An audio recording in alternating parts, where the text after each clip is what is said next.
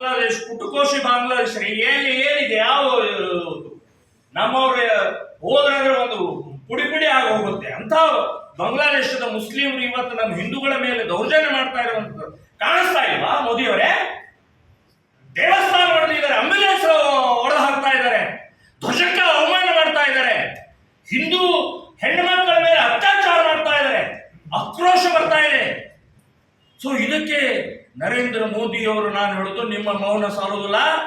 ಇದನ್ನು ಕೂಡಲೇ ಇಸ್ರೇಲ್ ಮಾದರಿಯಲ್ಲಿ ಒಳಗಡೆ ಹೊಕ್ಕು ನಮ್ಮ ಹಿಂದೂಗಳ ಸುರಕ್ಷತೆ ಆಗಬೇಕು ಅಂತನ್ನುವಂಥದ್ದು ನಾನು ಹೇಳ್ತಾ ಇದ್ದೇನೆ. ಇನ್ನು ಇಡೀ ದೇಶದಲ್ಲಿ ಸುಮಾರು 5 ಕೋಟಿ ಜನ ಬಾಂಗ್ಲಾದೇಶದ ನುಸುಳುಕೋರು ಇಸ್ಲಾಮಿಕ್ ಗೂಂಡಾಗಳು ಒಳಗಡೆ ಇದ್ದಾರೆ. ಯಾವುದೇ ಸಹಕಾರ, ಯಾವುದೇ ರೀತಿ ಅಭಿವೃದ್ಧಿಗೋಸ್ಕರ ಇಲ್ಲಿ ಬಂದಿಲ್ಲ, ಲೂಟಿಗೋಸ್ಕರ ಬಂದಿದ್ದಾರೆ, ಭಯೋತ್ಪಾದನೆಗೋಸ್ಕರ ಬಂದಿದ್ದಾರೆ, ಈ ದೇಶವನ್ನ ಅತಿಕ್ರಮಣ ಮಾಡೋಗೋಸ್ಕರ ಬಂದಿದ್ದಾರೆ. ಅವರಿಗೆ ಮುಲಾಜು ಇಲ್ಲದೆ ಒದ್ದು ಹೊರಗೆ ಹಾಕಬೇಕು ಅಂತನ್ನುವಂಥದ್ದು ನಾನು ಕೇಂದ್ರ ಸರ್ಕಾರದ ನರೇಂದ್ರ ಮೋದಿ ಅವರಿಗೆ ಆಗ್ರಹವನ್ನ ಮಾಡ್ತಾ ಇದ್ದೇನೆ. ಕರ್ನಾಟಕದಲ್ಲಿ 10 ಲಕ್ಷ ಜನ ಇದ್ದಾರೆ ಅಂತನ್ನುವಂಥದ್ದು ಒಂದು ಮಾಹಿತಿ ಇದೆ. ಆಂಬ್ಯುಲೆನ್ಸ್ ಸರ್ಕಾರ, ನಮ್ಮ ಭಾರತ ಸರ್ಕಾರ ಆಂಬ್ಯುಲೆನ್ಸ್ ಕೊಟ್ಟಿದೆ ಆ ದೇಶಕ್ಕೆ. ನೂರಾರು ಆಂಬ್ಯುಲೆನ್ಸ್ಗಳು ಓಡಾಡ್ತಾ ಇದ್ದಾವೆ. ಆ ಆಂಬ್ಯುಲೆನ್ಸ್ ಮೇಲೆ ಬಾಂಗ್ಲಾ ಧ್ವಜ ಮತ್ತು ರಾಷ್ಟ್ರಧ್ವಜ, ನಮ್ಮ ಭಾರತದ ರಾಷ್ಟ್ರಧ್ವಜ ಇದೆ.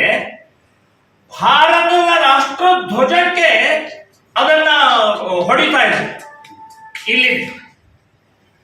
ಅಂದ್ರೆ ಇವರಿಗೆ ಆಂಬ್ಯುಲೆನ್ಸ್ ಕೊಟ್ಟಿದೆ, ಭಾರತ ಕೊಟ್ಟಿದೆ. ಯಾವುದೇ ಉಪಕಾರವನ್ನು ಸ್ಮರಣೆ ಮಾಡಲಾರದಂತಹ ಇಸ್ಲಾಂ ಇದು, ದ್ರೋಹಿ ಇಸ್ಲಾಂ ಇದು. ಸೊ ಬಾಂಗ್ಲಾದೇಶದ ಸಂಬಂಧಪಟ್ಟಾಗೆ ಇಲ್ಲಿವರೆಗೆ ಎಲ್ಲ ರೀತಿಯ ಸಹಕಾರವನ್ನ ನಮ್ಮ ದೇಶ ಕೊಟ್ಟಿದೆ. ಸೊ ಆದರೂ ಹಿಂದೂಗಳನ್ನ ಇವತ್ತು ದೌರ್ಜನ್ಯ ಮಾಡ್ತಾ ಇರುವಂತಹದ್ದು ಖಂಡನೀಯವಾದ. ಸೊ ಇದನ್ನ ನಾವು ಸಹನೆ ಮಾಡುವುದಿಲ್ಲ ಅಂತನ್ನುವಂಥದ್ದು ನಾನು ಹೇಳ್ತಾ ಇದ್ದೀನಿ. ಇನ್ನು ಈ ನಮ್ಮ ದೇಶದಲ್ಲಿ ಅಷ್ಟೇ ಅಲ್ಲ, ಎಲ್ಲೆಲ್ಲಿ ನುಸುಳುಕೋರು ಹೋಗಿದ್ದಾರೆ ಅಲ್ಲಿ ಎಲ್ಲಾ ಕಡೆಗೂ ಕೂಡ ಇದೇ ಮಾದರಿಯಲ್ಲಿ ಗಲಾಟೆ. ಕ್ಷಣ ಕ್ಷಣದ ಸುದ್ದಿಗಳಿಗಾಗಿ ಫ್ರೀಡಂ ಟಿವಿ ಸಬ್ಸ್ಕ್ರೈಬ್ ಮಾಡಿ, ಲೈಕ್ ಮಾಡಿ ಹಾಗೂ ಫಾಲೋ ಮಾಡಿ. ಹೊಸ ಸುದ್ದಿಗಳ ನೋಟಿಫಿಕೇಶನ್ಗಾಗಿ ಬೆಲ್ ಐಕಾನ್ ಮೇಲೆ ಕ್ಲಿಕ್ ಮಾಡಿ.